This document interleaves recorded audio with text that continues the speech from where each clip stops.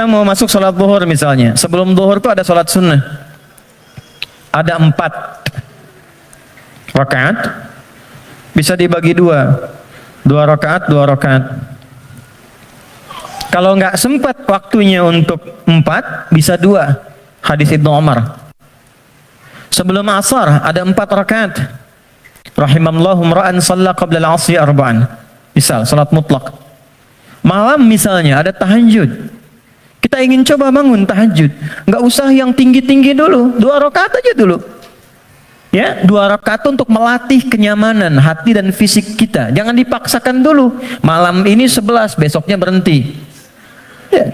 Dan nggak usah panjang-panjang dulu. Saya selalu mengatakan kalau pengen tahajud dimulai, maka mulai dengan 2 rakaat tahajud, 1 witir.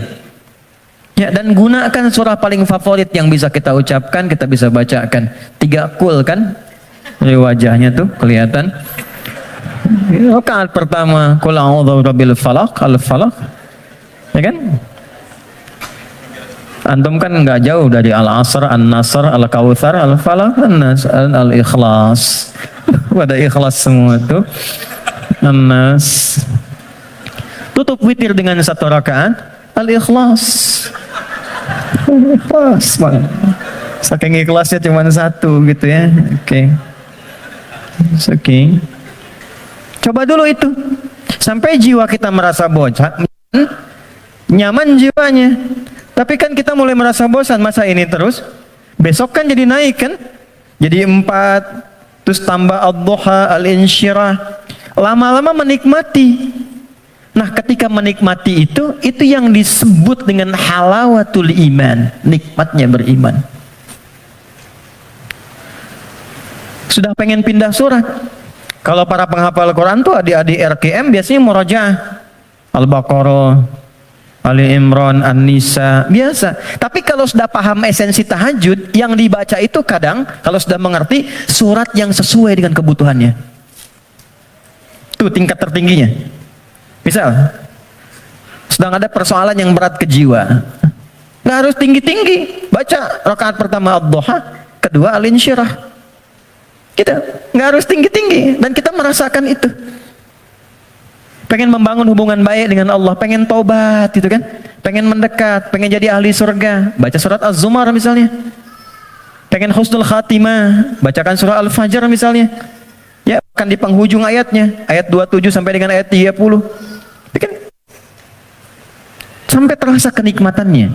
Itu yang dimaksud dengan wa yuqimunas shalah. Dan tunaikan dengan khusyuk, dengan merasakan itu. Ya. Ini poinnya. Jadi mengerjakan amalan takwa pertama dengan menunaikan sholat itu bisa mencegah nafsu supaya tidak liar, tidak keluar fahsyah, tidak keluar mungkar.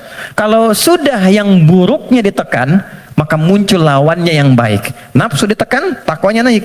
Manusia kan cuman begitu. Ya, yang keluar di lisan itu kan cuman 2. Kalau bukan kata-kata baik, kata-kata buruk kan?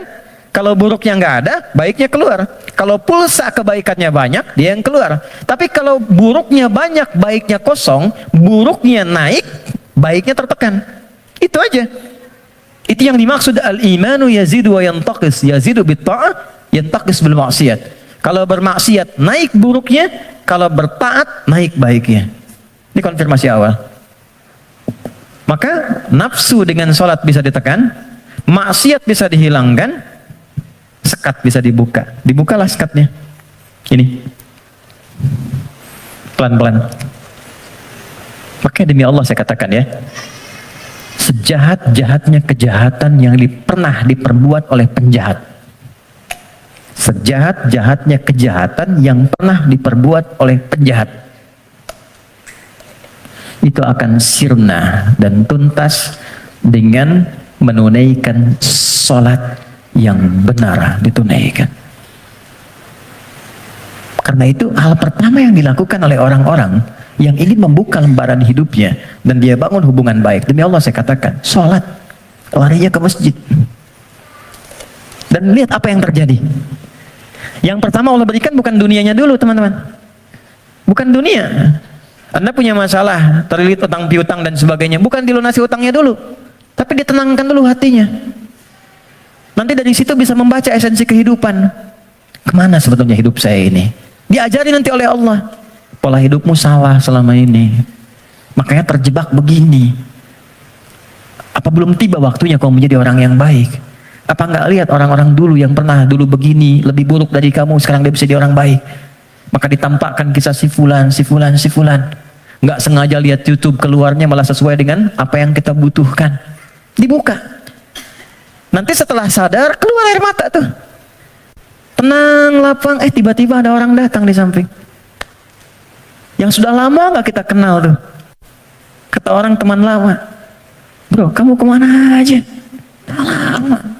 Apa pekerjaan sekarang? Cerita ngobrol, udah ikut saya aja.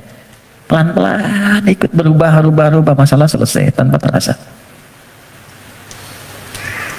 Ada yang sedang tobat, sujud, selesai ternyata husnul khatimah, wafat. Itulah salat. Jadi yang pertama yang Allah berikan lewat ibadah salat itu untuk membahagiakan dulu. Kebahagiaan yang dirasakan setelah tuntas mengurai satu persoalan itu disebut falah namanya. Falah, karena itulah panggilan salat disandingkan dengan panggilan falah. Dengarkan suara muazin yang nyaring berkumandang itu, hayya 'alas shalah. Setelah itu apa? Hayya 'alal falah. Itu kalau kita memahami makna falah dengan pendekatan ini, demi Allah saya katakan, tidak ada yang paling indah kecuali kebahagiaan ketika mendengar suara muazin itu. Itu yang menjadikan sahabat Ali bin Abi Thalib sudah gemetar ketika mendengar suara adzan. Allahu Akbar, Allahu Akbar. Sudah nangis beliau.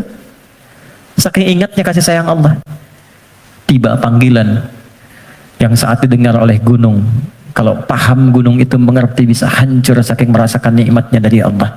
Karena saat itu ada amalan yang kalau dosa bisa diampuni, permintaan dikabulkan, masalah diselesaikan. Salat. Kalau paham dengan ini, gak ada orang meninggalkan salat. Yang ada pengen salat terus. Pengen salat, pengen salat, pengen.